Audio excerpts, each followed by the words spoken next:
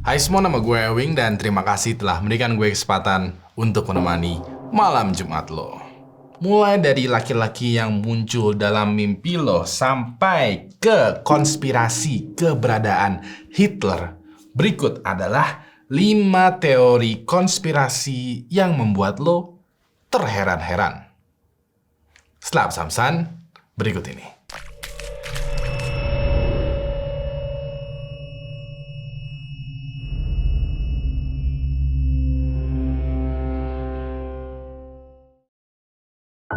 Kelima, Discman. Cerita konspirasi singkat kali ini ada hubungannya dengan wajah manusia.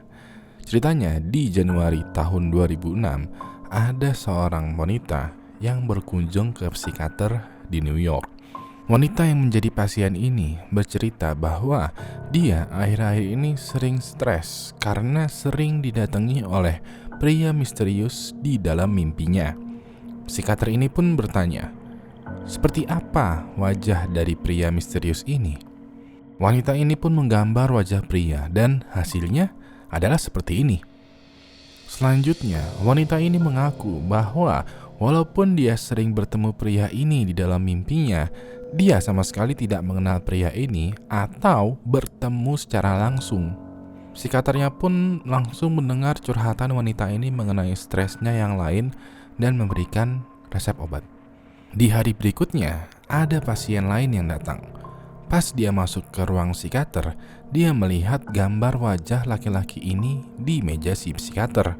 Dia mengatakan kalau wajah ini itu sering muncul di mimpinya. Psikiater di sini merasa sedikit aneh. Kenapa ada dua orang yang berbeda dan sama sekali tidak mempunyai hubungan bisa memiliki mimpi bertemu dengan pria yang sama? Psikiater ini pun iseng-iseng mengirimkan gambar wajah orang ini ke rekan psikiater lainnya. Ternyata dalam waktu kurang dari 1 bulan ada 4 orang pasien lagi yang mengklaim hal yang sama. Mereka semua sering melihat wajah laki-laki ini di mimpinya. Semakin lama semakin banyak kesaksian atau cerita kalau pria ini pernah muncul di mimpi mereka. Seiring berjalannya waktu, dilansir dari situs discman.org, ada sekitar 2.000 orang yang mengklaim hal yang sama juga. Saking banyaknya orang yang pernah bertemu dengan pria ini di dalam mimpinya, akhirnya wajah pria ini menjadi terkenal dan disebut sebagai Discman. Anehnya adalah tidak ada satupun orang yang mengenal atau pernah bertemu dengan pria ini di dunia nyata. Sekarang pertanyaannya adalah, apakah lo pernah bermimpi bertemu dengan pria ini? Banyak teori yang bertebaran tentang siapa sebenarnya sosok Discman ini. Beberapa orang yang religius bilang kalau mungkin ini adalah foto dari manifestasi dari Tuhan. Ada juga yang bilang kalau sosok laki-laki ini adalah manusia dengan kekuatan tertentu, terus akhirnya bisa tuh masuk ke dalam mimpi orang lain. Tapi dari semua teori yang beredar, kalau wajah Discman ini memiliki fitur wajah yang sebenarnya itu umum banget. Jadi bisa aja mudah dikenalin sama banyak orang di berbagai macam belahan dunia. Makanya banyak yang klaim kalau banyak orang yang melihat wajah Discman ini di dalam mimpinya. Lalu juga pada tahun 2015 menurut situs vice.com disebutkan kalau fenomena Discman itu hanyalah hoax atau tipuan belaka. Katanya fenomena sama web Discman itu dibuat oleh seseorang yang bernama Andrea Natella sebagai sebuah strategi marketing. Banyak yang bilang kalau Discman ini itu mirip dengan wajah seorang komposer yang bernama Andrew Lloyd Webber. So, lebih percaya mana? Apakah wajah ini beneran pernah masuk ke mimpi orang, termasuk juga diri lo? Atau ini semua hanyalah karangan belaka? Tulis pendapat lo di kolom komentar. Keempat, Red Room. Lo pasti udah pernah nih mendengar kata Deep Web atau Dark Web. Atau lo mungkin malah pernah masuk ke dalam situ. Kalau iya, mungkin lo pernah lah dengar situs yang namanya Red Room. Bagi yang belum tahu, gue bakalan jelasin sedikit nih tentang Dark Web. Dark Web atau Deep Web, bahasa yang paling populernya, adalah dunia lain di internet yang menyimpan banyak hal yang di luar nalar. Disebutkan kalau di Dark Web banyak terjadi jual beli barang ilegal sampai ke human trafficking. Nah, situs Red Room adalah salah satu situs yang berisi orang-orang disiksa dan dipertontonkan secara live streaming. Penyiksaan ini dilakukan oleh oknum yang biasanya menggunakan topeng atau jubah yang menutupi tubuhnya. Mereka melakukan penyiksaan ini di sebuah ruangan dengan latar dan lighting yang berwarna merah. Si penyiksa akan merespon viewernya yang memberi semacam saweran berupa uang digital atau cryptocurrency. Katanya kalau nonton doang, lo mesti bayar cryptocurrency yang nilainya sekitar 70 juta rupiah. Dan kalau mau request tambahan, lo mesti bayar cryptocurrency yang nilainya kurang lebih 700 juta rupiah. Ada yang bercerita kalau situs ini hanya memperbolehkan orang-orang tertentu buat nontonin live-nya mereka. Biasanya orang yang diberi akses login ke situs mereka itu adalah orang yang sudah memiliki referral atau invitation. Katanya juga yang pernah mengakses situs Red Room ini itu biasanya nggak bilang-bilang ke publik, nggak pamer, nggak flexing kalau dia tuh pernah masuk ke dalam Red Room. So, bisa dibilang secara singkat ya, situs Red Room ini itu penuh dengan rahasia dan membernya pun juga rahasia. Cuman ada banyak spekulasi juga yang berkata kalau situs Red Room ini itu tidaklah nyata karena tidak ada bukti valid yang menunjukkan kalau aktivitas dari situs Red Room ini tuh emang ada. Terus domain live streamingnya itu diubah-ubah dan adanya juga di dark web. Makanya nggak bisa diakses dengan mudah apalagi sampai ke bocor ke publik lainnya. Jadi bisa dibilang singkat cerita ada anggapan bahwa Red Room itu hanyalah sekedar mitos belaka. Ketiga, konspirasi mattress firm stores. Ceritanya ada satu toko kasur retail yang bernama Mattress Firm. Dari halaman Crown.com disebutkan kalau retail toko kasur ini mempunyai lebih dari 2.500 cabang di tahun 2018. 2.500 toko cabang kasur Mattress Firm ini tersebar di 49 negara bagian Amerika. Bahkan saking banyaknya cabang dari toko kasur Mattress Firm ini, di setiap jarak 1,5 km ada 5 toko cabang. Muncul deh pertanyaan, kenapa bisa banyak banget toko kasur di Amerika Serikat? Apalagi mereknya sama semua, Mattress Firm. Karena penasaran, ada beberapa user Reddit yang sengaja datang ke toko kasur itu. Mereka menemukan kalau satu toko itu hanya dijaga sama 1 atau 2 orang pegawai, termasuk manajer cabangnya. Mereka buka di waktu kerja seperti biasa, tapi jarang ada customer yang masuk dalam waktu sekian jam. Keanehan ini terus diselidiki. Ada user Reddit yang percaya kalau banyaknya cabang toko ini adalah strategi marketing. Mereka menyebutkan kalau perusahaan ini itu sengaja membuat company branding yang mudah dijangkau oleh publik. Makanya mereka membuat banyak cabang di sudut persimpangan jalan.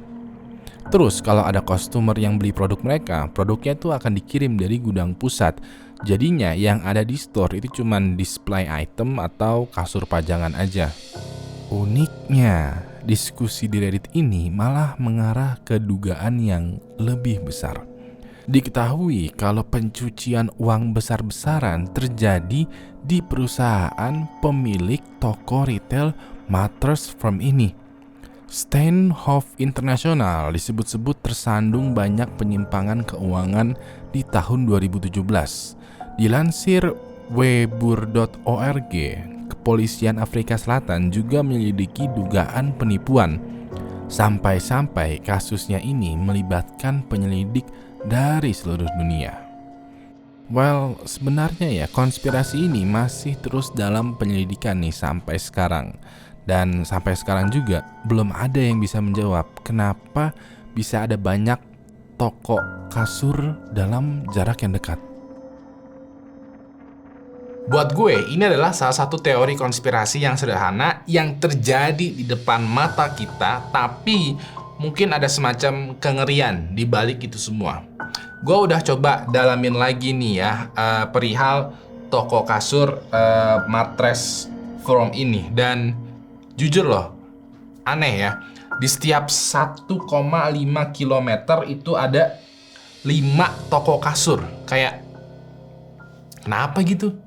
Kalau di setiap 1,5 km ada Indomaret atau Alfamart, ya mungkin gue bisa paham ya.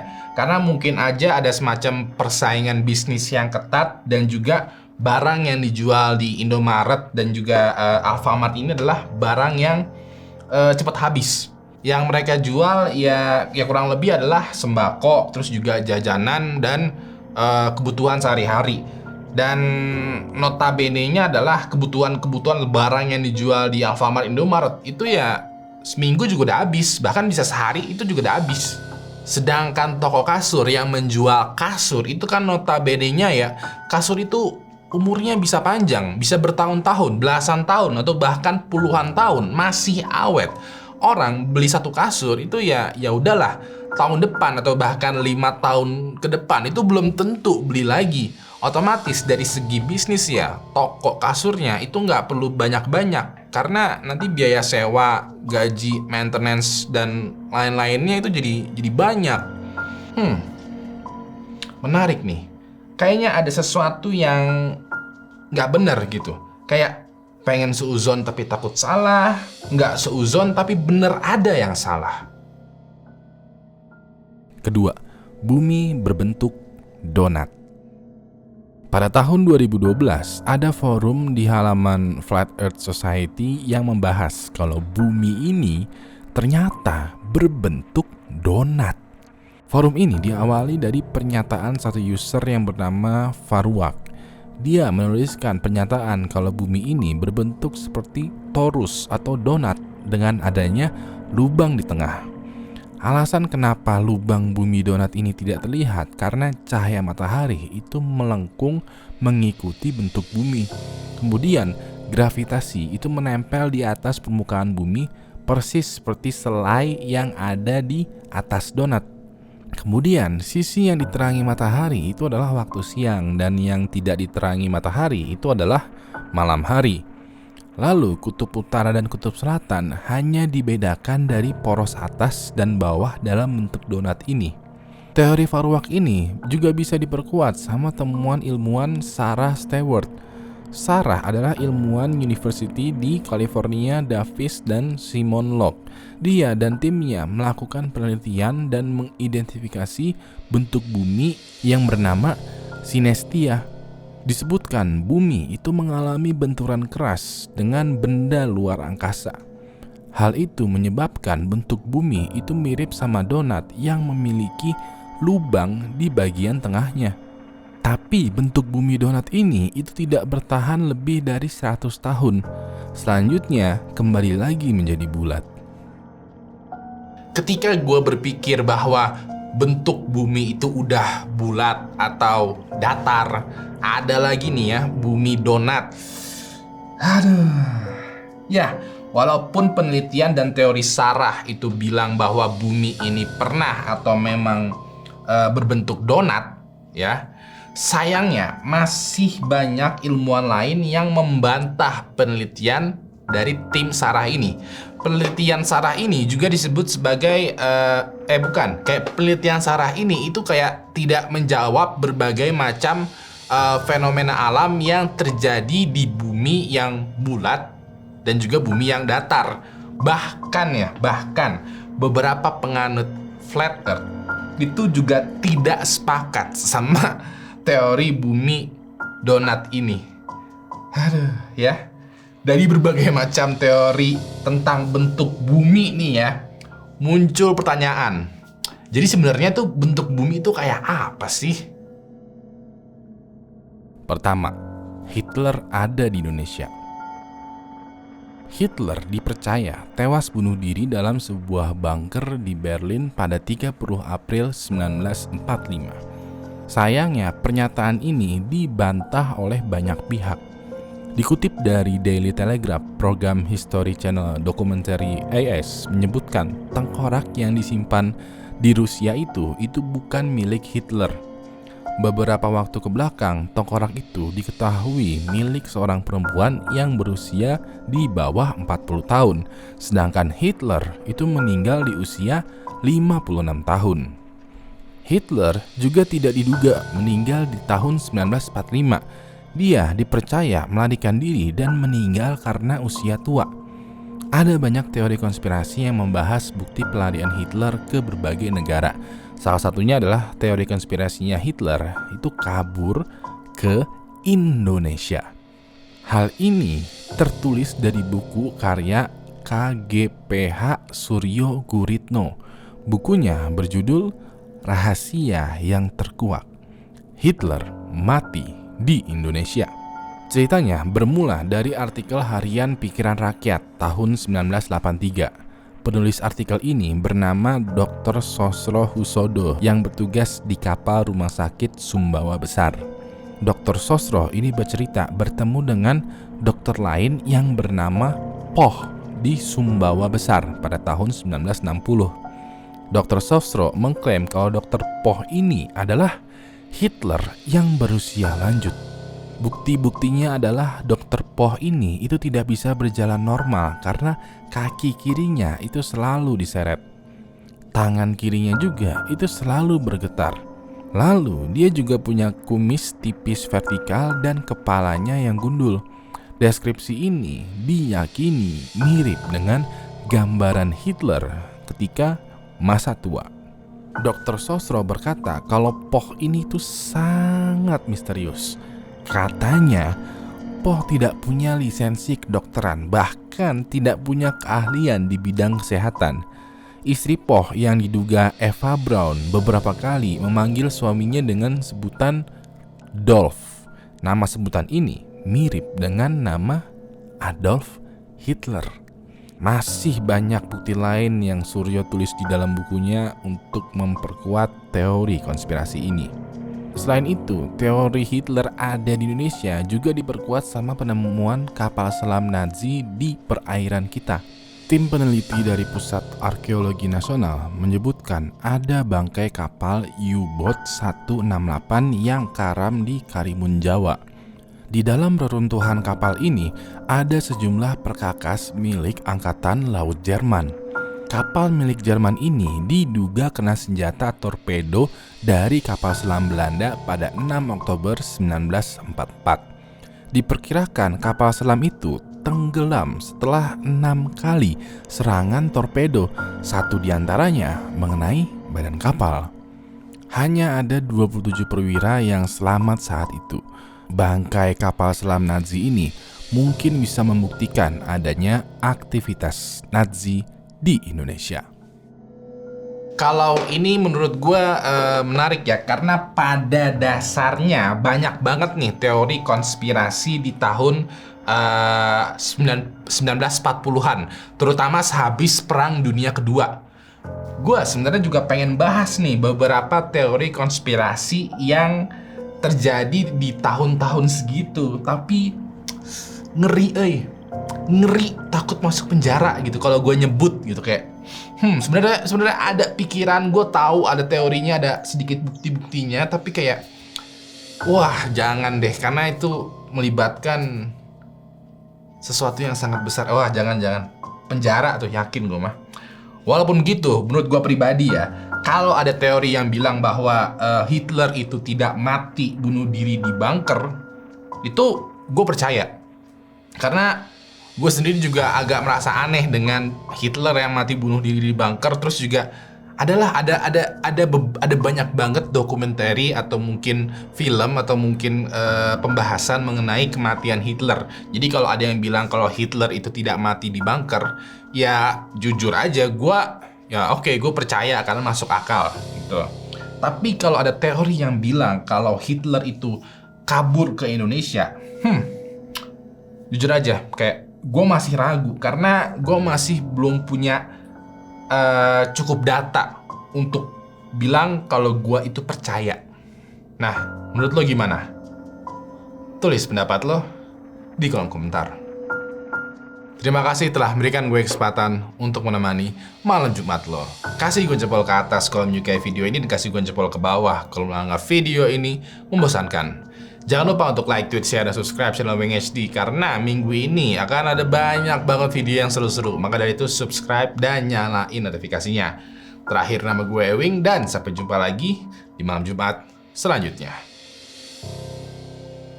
Good night.